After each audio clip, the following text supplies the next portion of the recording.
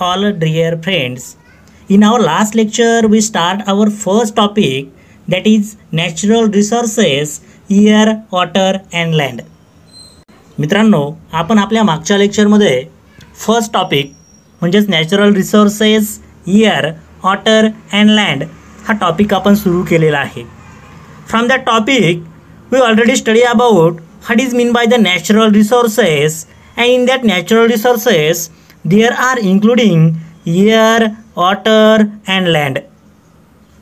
म्हणजेच आपण आपल्या लेक्चरमध्ये पाहिलं होतं मित्रांनो, जे नैसर्गिक संसाधने आहेत त्या नैसर्गिक संसाधनामध्ये असणारे एअर म्हणजे हवा असेल, वॉटर पाणी असेल, लँड जमीन असेल, यातील आपण घटक पाहिले. From that all point we study about the first point, that is air and the quantity of air in nature, and there are including different type of gases. आणि आपण मित्रांनो हे सुद्धा पाहिलं होतं की कोणत्या कोणत्या प्रकारचे गॅसेस त्याच्यामध्ये इन्क्लूड असतात. Example nitrogen, argon, helium, neon, krypton, carbon dioxide, oxygen, xenon etcetera. म्हणजे हे वेगवेगळे गॅसेस आपण काय केले लास्ट लेक्चरमध्ये डिटेलमध्ये स्टडी केले. तुमच्या सर्वांचा प्रतिसाद खूप छान होता, त्याबद्दल सर्वांचं मी मनस्वी आभार व्यक्त करतो. असेच आपण चांगल्या प्रकारे तुम्हाला क्वालिटी एज्युकेशन देण्याचा नक्कीच प्रयत्न करत आहोत. गणिताचा सुद्धा तुम्हाला अभ्यास तुमच्यापर्यंत पोहोचवण्याचा प्रयत्न करत आहोत. आपण टाकलेला सुद्धा आहे गणिताचे टॉपिकसुद्धा टाकत आहोत. ओके, जास्तीत जास्त विद्यार्थ्यांना शेअर करा. So in our last lecture we study about the air and the factors in the natural resources.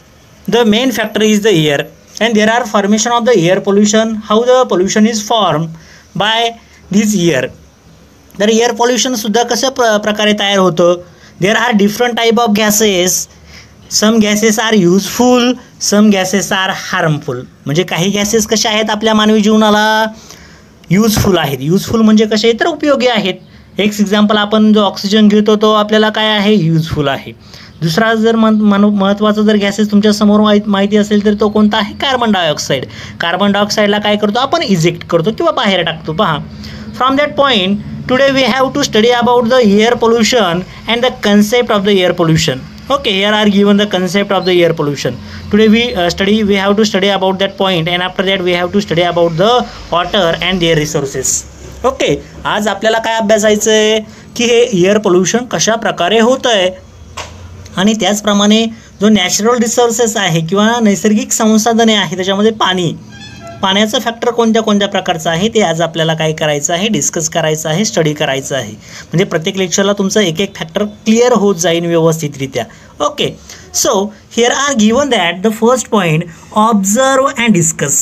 निरीक्षण करा आणि चर्चा करा. पहा, there are given the first point, here are given that what is the similarity in the three picture below. आपण जर पाहिलं तर सिमिलॅरिटी म्हणजे काय तर सारखेपणा. सिमिलॅरिटी म्हणजे काय तर सारखेपणा म्हटलेला आहे. तर काय दिसतंय पहा बरं मित्रांनो तुम्हाला ह्याच्यामध्ये. From that three picture we have to seen that there are formation of different type of gases from each part. हां, या ठिकाणी जर पाहिलं असेल तर तुम्हाला वेगवेगळे गॅसेस आउट होताना बाहेर दिसत आहेत. पहा, हे जर पाहिलं तर गॅस बाहेर पडत आहेत, म्हणजे इंडस्ट्रियल एरिया आर दिअर. ओके, कोणता एरिया पाहायला भेटतोय, इंडस्ट्रियल एरिया आहे. सेकंड पिक्चरमध्ये काय आहे, व्हेइकल आहे. And there are gas is ejected from that vehicle. म्हणजे गॅस काय होतोय मित्रांनो, बाहेर पडतोय. थर्ड आहे त्या ठिकाणी पहा तुम्हाला अशा पद्धतीने काय होतं, फायर किंवा जाळ लागलेलं आहे, पेटलेलं आहे त्या ठिकाणी, आणि काय म्हटलेलं आहे त्या ठिकाणी जास्त प्रमाणावरती सुद्धा काय होतं, एअर पोल्युशन होताना आपल्याला दिसते. पहा, that is called as air pollution. मध्ये एअर पोल्युशनमध्ये कोणकोणते गॅसेस आहेत पहा ते सुद्धा तुम्हाला या ठिकाणी दिलेलं आहे, ते आपण पाहणार आहोत. पहा, first here are given all the above picture show large scale emission of smoke through different agencies. This smoke directly mixes with the atmosphere, disturbing the balance between the constituent of air. This is called air pollution. पहा, काय म्हटलेलं आहे, air pollution म्हणजे काय तर त्या ठिकाणी smoke म्हटलेलं आहे. पहा, स्मोक म्हणजे काय तर वेगवेगळ्या प्रकारचे धुके असेल किंवा धूर असेल तर काय होतं मित्रांनो, लार्ज स्केल इमिशन म्हटलं. इमिशन म्हणजे काय तर बाहेर पडणे. रिमेंबर, लक्षात घ्या काय म्हटलेलं आहे. पहा, त्यांनी काय म्हटलंय, all all the above picture show large scale emission of the smoke through the different agencies. पहा म्हणजे वेगवेगळ्या प्रकारचे कारखाने असेल, एजन्सीज वेगवेगळे आहे, म्हणजे या ठिकाणी कारखाना आहे, या ठिकाणी व्हेकल आहे, या ठिकाणी वेगवेगळ्या प्रकारची आग लागलेली आहे. मग तो काय होतोय, डिफरंट एजन्सीजमधून स्मोक म्हणजे त्या ठिकाणी धूर असेल किंवा धुके असेल ते काय होतात मित्रांनो बाहेर पडतात. ते काय प्रोड्यूस करतात, एअर पोल्युशन करतात. ते पहा त्यांनी पुढे म्हटलेलं आहे directly mixes with the atmosphere disturbing the balance between the constituent of airs. आणि काय करतंय पहा, डायरेक्टली ते बाहेर पडणारे गॅसेस आहेत ना किंवा तो स्मोक म्हटलंय त्या ठिकाणी ते कशामध्ये मिक्स होतात, बाहेरच्या ॲटमॉस्फिअर बरोबर काय होतात, मिक्स होतात. आणि ते ॲटमॉस्फिअरचं किंवा बाहेरचं जे वातावरण आहे त्याचं काय करतात, ते बॅलन्स जो आहे तो काय करतात, ते बिघडवतात किंवा त्याला डिस्टर्बिंग म्हटलेलं आहे, disturbing the balance between the constituent of the air. This is called the air pollution. आणि त्यालाच काय म्हणतो मित्रांनो आपण, एअर पोल्युशन असे म्हणतो. म्हणजे हे जे गॅसेस आहेत ते काय होतात, बाहेरच्या ॲटमॉस्फिअरमध्ये मिक्स होतात आणि एकदा मिक्स झाल्यावरती ते काय होतं, त्या ठिकाणी जे पोल्युशन असतं, पोल्युशन मोठ्या प्रमाणावरती काय होतं मित्रांनो, एअर पोल्युशन वाढताना आपल्याला दिसतं. There are given that harmful gases are given out through the combustion of the fuel in the vehicle and in the big industries, and also through the incomplete combustion of the fuels like wood and coal. As a result, air pollution is increasing day by day. पहा काय म्हटलेलं आहे मित्रांनो, पहा हे जे pollution आहे ना किंवा जे हार्मफुल गॅसेस, हार्मफुल म्हणजे धोकादायक असणारे जे गॅसेस आहेत ते काय होतात, वेगवेगळ्या ज्या क्रिया होतात कंबशन सारख्या रासायनिक अभिक्रिया म्हणतो त्याच्याद्वारे काय होतात, फ्युअल म्हणजे काय, ते वेगवेगळ्या प्रकारचे आपण ऑइल वापरतो आणि त्या ऑइलद्वारे काय होतं, ज्यावेळेस आपण गाडी चालू करतो पहा तुम्हाला माहिती असेल तर त्यावेळेसला त्याचं जे पाठीमागं काय होतं, धूर निघतो मोठ्या प्रमाणावरती आपण जर पाहिलं असेल तर. मग त्या ठिकाणी काय होतं मित्रांनो, एअर पोल्युशन मोठ्या प्रमाणावरती. त्याचप्रमाणे बिग ज्या इंडस्ट्रीज असतात पहा अशा पद्धतीने या ठिकाणी जर पाहिलं तर त्या ठिकाणी सुद्धा मोठ्या प्रमाणावरती धूर काय होतं मित्रांनो बाहेर पडतो. मग ते कशामुळं होतं, तर अशा वेळेसला त्या ठिकाणी आपल्याला काय होतं, एअर पोल्युशन झाल्याचं पाहायला भेटतं. And in day by day the increasing the industries and the vehicle, the number of vehicle also increases day by day. आपल्याला माहीत आहे मित्रांनो दिवसेंदिवस कारखाने सुद्धा काय होत चाललेत, वाढत चाललेत. दुसरी गोष्ट व्हेकलसुद्धा पहा, पूर्वी जर लोकांचा विचार केला आपण तर व्हेकल कसे होते, एखादं दुसरे व्हेकल असायचं काही वर्षापूर्वी. आज जर पाहिलं तर प्रत्येकाच्या घरामध्ये व्हेकल आहे. What is meaning by that, the number of vehicles are increases. म्हणजे व्हेकल म्हणजे त्यांच्या गाड्यांची किंवा ज्या वेगवेगळ्या गाड्या आहेत त्यांची संख्या काय होत चाललेली आहे, वाढत चाललेली आहे. Due to that the air pollution increasing day by day. आणि ह्या सगळ्या गोष्टींमुळं एअर पोल्युशन काय होतंय, वाढत चाललेलं आहे मित्रांनो. पहा आणि त्याचा इफेक्ट काय आहे ते पुढे आपल्याला याच्यामध्ये पाहायचं, ओझोन लेअरमध्ये. ते आपण नेक्स्ट पाहणार आहोत लगेच. पहा before that here are given that harmful substances release in air through the combustion of fuels. पहा काय म्हटलेलं आहे, हार्मफुल जे सबस्टन्स आहेत ना release in the air through the combustion of fuels म्हणजे काय होतात, त्या ज्वलन होतं कशाचं, फ्युअल म्हणजे ते वेगवेगळ्या प्रकारची इंधनं असतात. फ्युअल म्हणजे काय तर इंधन, तर ते इंधन जळल्यावरती त्याच्यातून जो धूर बाहेर पडणार आहे तो धूर काय होतो मित्रांनो, इतर प्रकारचे जे गॅसेस आहेत त्याच्यामध्ये काय होतो मित्रांनो, तो मिक्स होतो आणि त्या ठिकाणी काय होतं, एअर पोल्युशन होतो. मग ते कोणते कोणते सबस्टन्स आहेत ते तुम्हाला या ठिकाणी दिलेले आहेत. पहा first are given, the first substance is nitrogen dioxide. Which substance are given there, nitrogen dioxide. Second carbon dioxide. Third carbon monoxide. Fourth sulphur dioxide and the last that is soot are given there. तुम्हाला माहिती असेल मित्रांनो जास्त प्रमाणामध्ये कोणता घटक असतो तर नायट्रोजन डायऑक्साईड हा जास्त प्रमाणावरती त्या ठिकाणी नेचरमध्ये आढळतो. पहा तर नेक्स्ट आपण पॉईंट पाहणार आहोत. नेक्स्ट पॉईंट पहा बरं, या ठिकाणी ozone layer the protective shell म्हटलेला आहे. प्रोटेक्टिव्ह म्हणजे काय मित्रांनो, प्रोटेक्शन म्हणजे काय तर संरक्षण. म्हणजे ओझोनचा जो लेअर आहे it is reduces day by day. म्हणजे काय होतं मित्रांनो, ओझोन लेअर आहे ना, तर ओझोन लेअरमुळं काय होतं त्याचं बा डिस्क्रिप्शन या ठिकाणी आपण पाहणार आहोत. म्हणजे दिवसेंदिवस त्याची जी साईज आहे ती काय होत चाललेली आहे, रिड्यूस होत चाललेली आहे. And that is very harmful to us. ते आपल्याला कसं आहे, धोकादायक आहे, लक्षात घ्या. तर पाहूया कशा प्रकारे धोकादायक आहे. Ozone layer, the protective shell. There is a layer of the ozone O3 gas in the lower part of the stratosphere. Ozone gas is not directly useful for the survival of living things, yet it is very important for living things to have this layer of ozone at a high altitude around the earth. पहा काय म्हटलेलं आहे, म्हणजे हा directly आपल्याला उपयोगी होत नाही आहे, परंतु तो काही उंचीवरती, अल्टिट्यूड म्हणजे काय तर काही उंचीवरती काय होतोय त्या ठिकाणी O3 म्हणजे ओझोन आहे. पृथ्वीच्या म्हणजे खालचा जो लेअर आहे, सगळ्यात खालचा जो लेअर आहे स्ट्रॅटोस्फिअर, साधारणतः 50 किलोमीटरवरती. तुम्हाला माहिती असेल स्ट्रॅटोस्फिअर नंतर कोणता असतो, खाली सगळ्यात स्ट्रॅटोस्फिअर असतो, वरती काय असतो, लास्ट लेक्चर पाहिलं आपण ट्रोपोस्फिअर असतो. ह्या ट्रोपोस्फिअरच्या दरम्यान या ठिकाणी एक लेअर असतो अबाउट 50 किलोमीटर. किती किलोमीटर असतो अर्थ सरफेसपासून, तर इथं तुम्हाला डिटेलमध्ये नाही आहे, तुम्हाला हे सगळे पुढं 11-12 सायन्सला आहे, एकदम डिटेलमध्ये दिलेलं आहे. मग ते किती किलोमीटर असतो साधारणतः about 50 kilometre is from the surface of the earth, म्हणजे जमिनीपासून 50 किलोमीटरच्या अंतरावरती जो लेअर असतो तो कोणता असतो, तर साधारणतः ओझोन लेअर असतो मित्रांनो. पहा मग तो काय होतो मित्रांनो, तो डायरेक्टली आपल्याला इफेक्टिव्ह नाही आहे, परंतु तो काय आहे म्हणजे त्याचे आपल्या डायरेक्ट यूजफुल नाही होतो, डायरेक्ट आपल्याला जमिनीवरती आपण त्याला वापर करतोय तसं काही नाही. But it is useful to restrict the very harmful rays from the सन.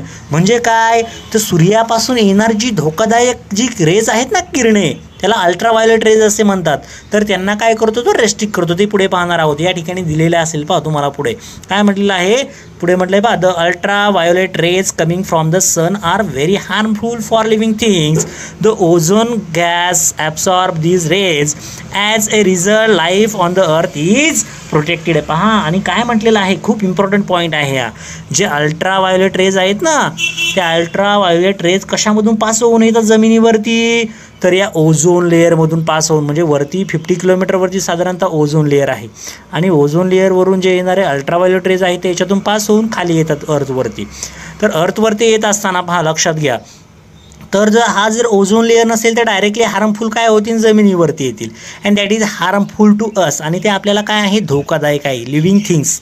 मग त्याच्यामध्ये सगळे प्राणी असेल, आपण असो किंवा इतर जे कीटक वगैरे असेल ते सगळे लिव्हिंग थिंग्समध्ये येतात. पहा the ozone gas absorb these rays as a result life on the earth is protected. आणि ओझोन लेअर काय करतोय, हे जे हार्मफुल जे रेज आहेत ना अल्ट्राव्हायोलेट रेज, तो काय करतो, ॲब्झॉर्ब करतो. आणि ॲब्झॉर्प्शन झाल्यामुळं काय होतंय, अर्थवरची जी लाईफ आहे किंवा लिव्हिंग थिंग्स आहे ते काय होतात मित्रांनो, प्रोटेक्ट होतात. पहा the ozone layer is destroy it chemical gases like carbon tetrachloride or the chlorofluorocarbons used in air conditioners and refrigerators mixed with the air. पहा काय म्हटलेलं आहे मित्रांनो, या ठिकाणी महत्त्वाचा एक मुद्दा तुम्हाला दिलेला आहे. पहा ओझोन लेअर इज डिस्ट्रॉय म्हणजे नष्ट होणे.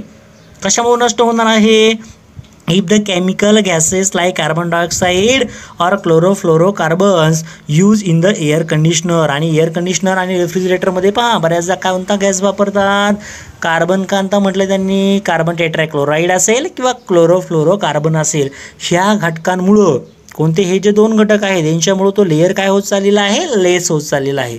That is very harmful to us. आणि ते धोकादायक आहे. जर तो लेअर नष्ट झाला, नाहीसा झाला, तर पृथ्वीवरची जे लिव्हिंग थिंग्स आहेत किंवा जे सजीव सृष्टी आहे त्यांच्यावरती काय होऊ शकतो, धोका निर्माण होऊ शकतो. पहा त्या ठिकाणी the 16th of the September is celebrated as a ozone protection day all over the world to make the everyone aware of the important of ozone. पहा आणि या संपूर्ण जगतामध्ये ऑल ओव्हर दी वर्ल्ड म्हटलं पहा त्यांनी 16 सप्टेंबर त्यांनी म्हटलेलं आहे 16th of September is celebrated as ozone protection day. 16 September काय आपण साजरा करतो मित्रांनो, ozone protection day. It is also general knowledge question. तुम्हाला एक सामान्य ज्ञानाचा एक क्वेश्चन आहे, पुढे MPSC UPSCला सुद्धा तुम्हाला अशा प्रकारचे प्रश्न विचारले जातात. Which day is celebrated as the ozone protection day. तर कोणता दिवस असेल तो, तर 16 सप्टेंबर. ओके, हा नेक्स्ट तुम्हाला एक पॉईंट दिलेला आहे. पहा आता नेक्स्ट पेजवरती आपण जाऊया. नेक्स्ट पेजवरती आपल्याला डिटेलमध्ये अजून पण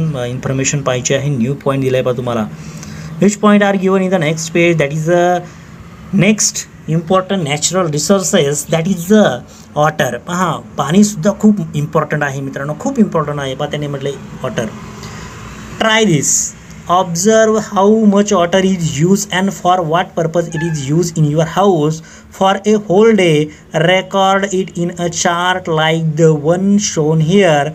Discuss the data in the class. Divide the total amount of the water used in your house by the number of persons to find out how much water each person needs. पहा काय म्हटलंय त्यांनी, काय करा, तुमच्या वर्गातल्या वेगवेगळ्या विद्यार्थ्यांबरोबर तुमच्या घरामध्ये तुम्ही किती पाणी वापरताय, म्हणजे तुमचं डेलीचं शेड्यूल कसं आहे या ठिकाणी सांगितलेलं आहे पहा. म्हणजे डेली शेड्यूलसाठी तुम्ही किती टोटल वॉटर वापरताय ते काय करा, वेगवेगळ्या व्यक्तींबरोबर शेअर करा आणि डिस्कस करा आणि त्यांना विचारा तुमच्या घरामध्ये तू किती पाणी वापरतो, आणि त्यानुसार प्रत्येक डेली त्याचं ॲव्हरेज आपल्याला समजत असेल, म्हणजे किती लिटर पाणी वापरतो, 100, 150, 200 लिटर काहीतरी साधारणतः पर डे आपण पाणी वापरत असणार आहे. मग नक्की त्याचं ॲव्हरेज किती येतं आहे ते आपण या ठिकाणी पाहूया कशा पद्धतीनं. फर्स्ट बाथ असेल, बाथसाठी साधारणतः किती लिटर म्हणू आपण, 20. ब्रशिंगसाठी आपण साधारणतः किती म्हणू, 2 लिटर घेऊ, 2 लिटर घेऊया आपण, कन्सिडर करूया. पहा आपण एक राईट डाऊन करूया. बाथसाठी किती म्हणू आपण, 20 लिटर घेऊया. ओके. सेकंड ब्रशिंगसाठी घेऊया आपण 2 लिटर घेऊया. वॉशिंग क्लॉथसाठी घेऊया, वॉशिंग क्लॉथला जास्त पाणी लागतं, जास्त व्यक्ती असेल तर. पण एका व्यक्तीचं जर आपण कन्सिडर केलं तर साधारणतः आपण 10 लिटर घेऊया. ओके. त्यानंतर मॉपिंग ऑफ द फ्लोअरसाठी असेल, फ्लोअरसाठी जर विचार घेतला तर साधारणतः 15 लिटर घेऊया. त्यानंतर ड्रिंकिंग, पिण्यासाठी जर आपण विचार केला, कमीत कमी पाणी प्यायचं असं साधारणतः 2 ते 3 लिटर, साधारणतः आपण 3 लिटर घेऊया. नंतर कुकिंग, स्वयंपाकासाठी जर विचार केला तर साधारणतः सकाळचे 3 आणि संध्याकाळचे 3 असे 6 लिटर वॉटर घेऊया आणि त्याची काय करूया, ॲडिशन करूया. आता याची जर ॲडिशन केली डे तर पहा हे 2 and 5 7, 7 and 3 10, 10 and 6 16. Okay. Then 1 and this 2 3, 3 and 1 4, 4 and 1 5. How many liter are there? Nearly, for one person there are nearly about 56, that is 50 to 100. The ratio is not same in every family. प्रत्येकाच्या कुटुंबामध्ये 56च असेल का, काहींच्या याच्यामध्ये 150 सुद्धा असू शकतं.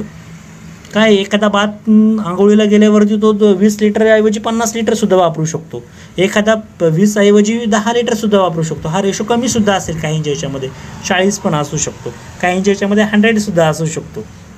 That is different for the different person. Okay. That is depends on their living behaviour. त्याचं वातावरण कसं आहे, तो वागतोय का, त्याच्यावरती पण असेल. काही जण विचार करत नाही, पाणी भरपूर आहे मग कितीही वापरा, 50 लिटर जाऊ द्या, 100 लिटर जाऊ द्या, 200 लिटर जाऊ द्या, विचार करतात का, नाही. म्हणजे त्यासुद्धा नुसार काय नियोजन करावं लागतं. पहा नेक्स्ट दिलेलं आहे, पाहू आता नेक्स्ट पाहूया. You will, next point are given there,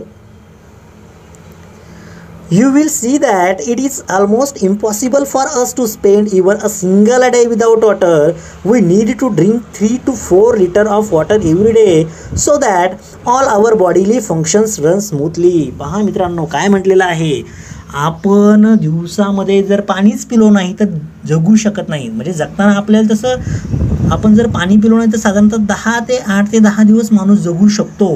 अन्नाविना माणूस साधारणतः 1 महिना ते 1.5 महिना जगू शकतो, लक्षात घ्या.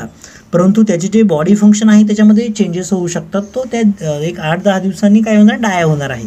बट रोजचं डेली फंक्शन आपल्याला जर क्लिअर ठेवायचं असेल, चांगल्या प्रकारे जर ठेवायचं असेल, एव्हरीडेमध्ये साधारणतः आपल्याला किती लिटर लागतं पाणी, 3 to 4 litre of water for ड्रिंकिंगसाठी किती लागतं, 3 ते 4 लिटर पाणी लागतं. पहा मग त्यांनी म्हटलेलं आहे कसं, तर आपलं आरोग्य चांगलं ठेवण्यासाठी.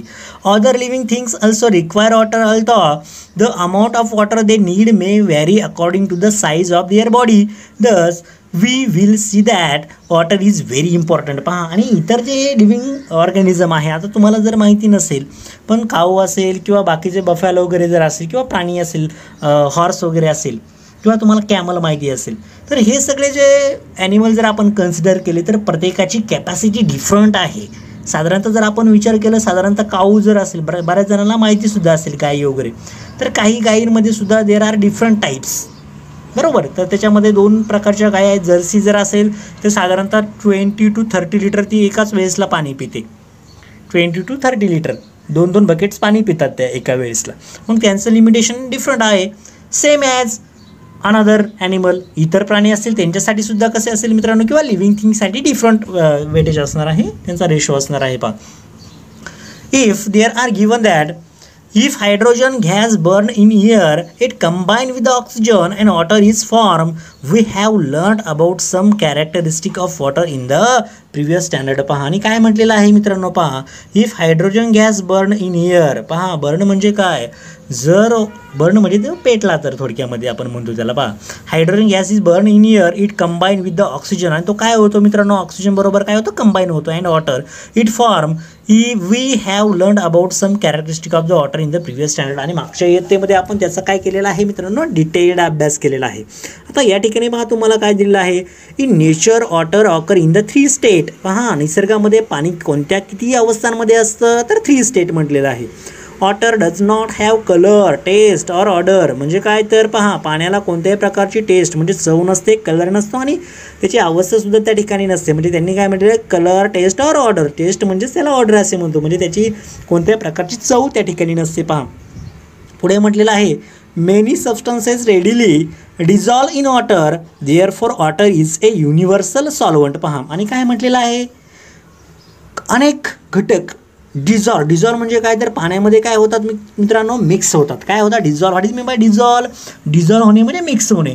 तर अनेक सबस्टन्स पाण्यामध्ये काय होतात, मिक्स होतात, म्हणून त्याला काय म्हटलं, universal solvent, because it dissolve in many or different type of substances. There are also given that the blood of the animal and the SAP in the plants contain a very high proportion of water. No living things can survive without water. Therefore it is said that water is life. पाणी हे जीवन आहे, त्यांनी म्हटलेलं आहे पहा, water is life. म्हणजे काय तर आपलं ब्लड आहे ना, रक्त, त्या रक्तामध्ये सुद्धा काय असतं मित्रांनो, पाणी असतं. आणि वनस्पतीमध्ये जे आवश्यक असणारे जो घटक असतो, रस म्हणतो आपण त्याच्यामध्ये असणारा, त्यालाच ते सॅप म्हणतात, सॅप म्हणतो आपण त्याला. तर हा सॅपमध्ये सुद्धा कशाचं प्रमाण असतं मित्रांनो, वॉटरचं असतं. म्हणजे प्लांट असू किंवा ॲनिमल असू, तर प्रत्येकाच्या मध्ये पाण्याची काय आहे मित्रांनो, नितांत गरज आहे. So water is also called as, water is life. Water म्हणजे काय, पाण्यालाच काय म्हटलेलं गेलं आहे, वॉटर इज लाईफ, म्हणजे पाणी हेच काय आहे मित्रांनो, जीवन आहे. आता पुढे तुम्हाला एक चार्ट दाखवलेला आहे, तो चार्ट आपण पाहूया आणि ऑब्झर्व करूया, डिस्कस करूया. ओके पहा, ऑब्झर्व अँड डिस्कस म्हटलेलं आहे. Ground water and ground water, ice and water in the form other form. पहा या ठिकाणी काय म्हटलेलं आहे, हे जे हा जो पार्ट आहे ना रेड कलरचा, तो कशाचा आहे, ग्राउंड वॉटर असेल, आईस अँड वॉटर असणार आहे इन दी अदर फॉर्म. हे जे आहे स्मॉल ग्रीन दाखवलेला आहे कलर पहा, ग्रीन, तो कशाचा आहे, वॉटर अवेलेबल फॉर ड्रिंकिंग म्हटलेला आहे. आणि जो रिमेनिंग आहे ना ब्ल्यू कलरमध्ये, तर ते काय म्हणते त्यांनी, सी अँड ओशियन्स. सीज म्हणजे काय आपल्याला माहिती आहे, समुद्र, आणि बाकीचे जे घटक असतील त्याच्यामध्ये असणारे प्राणी असणारे, हे सगळे घटक त्याच्यामध्ये येतात. पहा तर या ठिकाणी म्हटलेलं आहे पहा, सी अँड ओशियनसाठी किती टक्के पर्सेंटेज आहे त्या ठिकाणी, अर्थवरती 97 आहे. आता पहा सेकंड कोणता असणार आहे, 2.7. जास्त कोणता दिसतोय आपल्याला, ground water, ice and water in other form. या ठिकाणी काय असणार आहे, तुमचा हा फॅक्टर इथे असणार आहे. आता लास्ट फॅक्टर पहा तुम्हाला त्या ठिकाणी दाखवलेला आहे. आता लास्ट फॅक्टर कोणता आहे तुम्हाला दिसत असेल पहा, काय म्हटलेलं आहे त्यांनी, water available for drinking, fresh water म्हटलेलं आहे.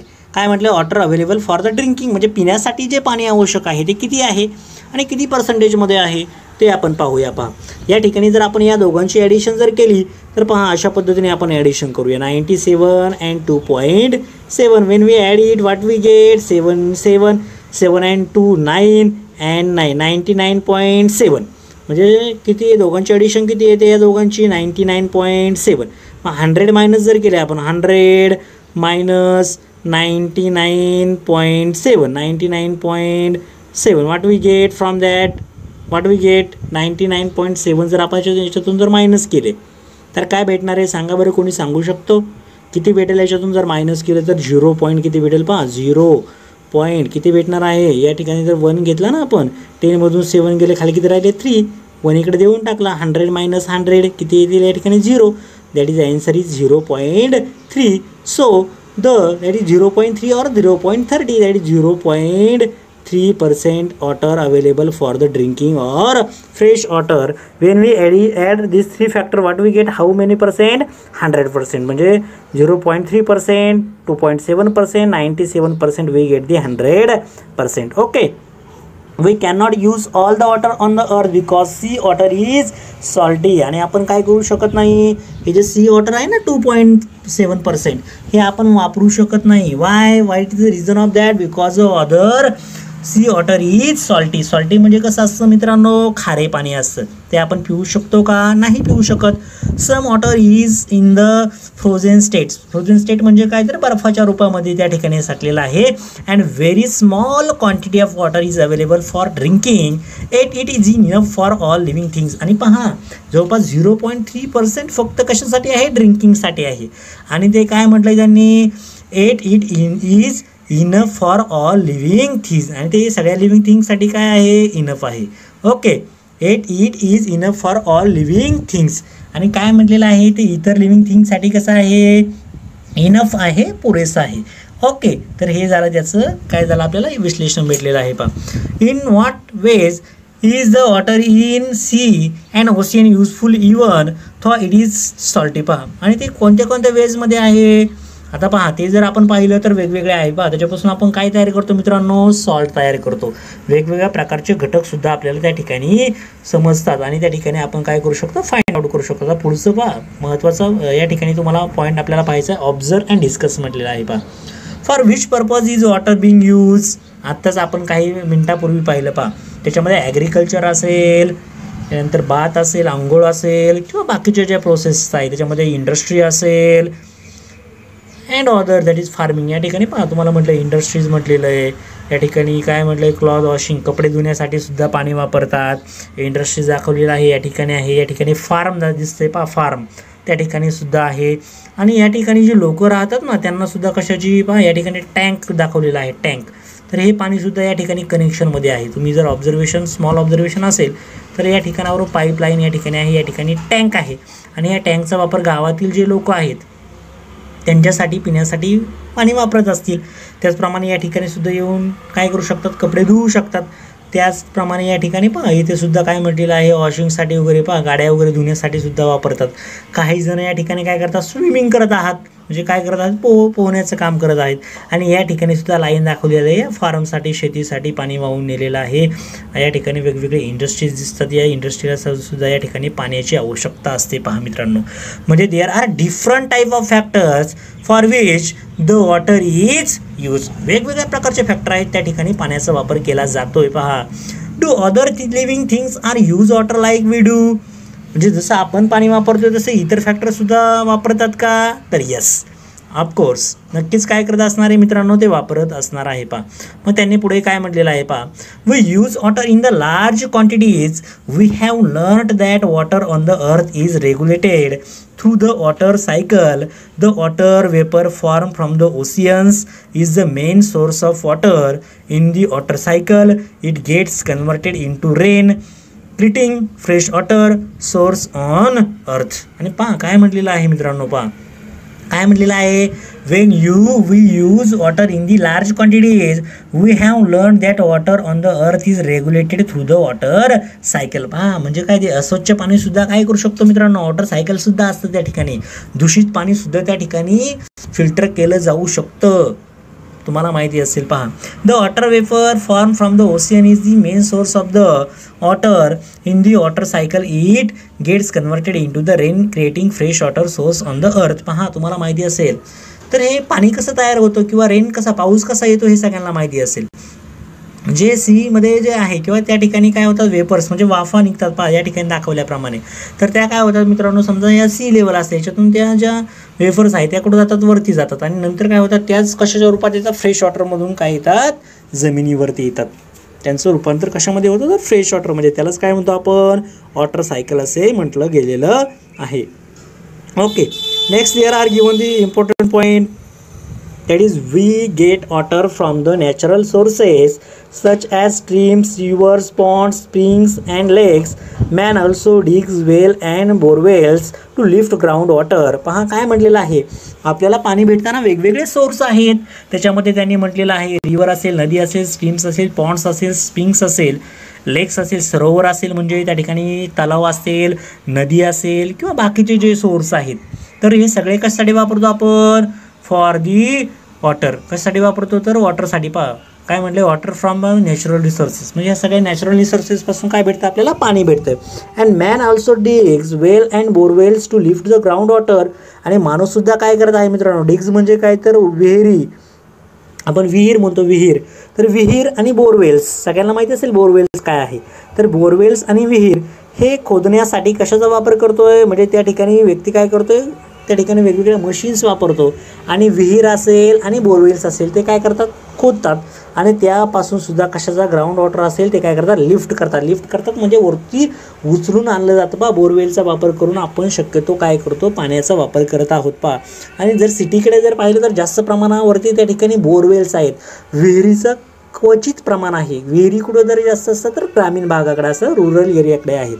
पहा next, due to the uncontrolled use of the water for an increasing population, industry and farming it is now in short supply. पहा काय म्हटलेलं आहे, due to uncontrolled use of the water for an increasing population. पहा आणि लोकसंख्या काय होत चाललेली आहे मित्रांनो, वाढत चाललेली आहे आणि त्याच्यामुळे सुद्धा पाण्याचा वापर सुद्धा कसा आहे, अनकंट्रोल्ड यूज ऑफ वॉटर म्हटलेला आहे. पण त्यांनी industry and the farming it is now in short supply, water scarcity has been a serious problem. पहा आणि काय करू शकतो आपण, पाण्याची काळजी घेणं ही आपली सगळ्यात मोठी जबाबदारी आहे मित्रांनो. बिकॉज वॉटर इज लाईफ, पाणी हेच काय आहे, जीवन आहे, लक्षात घ्या. आणि दुसरी गोष्ट यांनी म्हटलेलं आहे पहा, या ठिकाणी काही पॉईंट त्यांनी दिलेला आहे, यूज वॉटर स्पॅरिंगली, ऑलवेज रिमेंबर म्हटलेलं आहे, म्हणजे पाण्याचा वापर व्यवस्थित करा.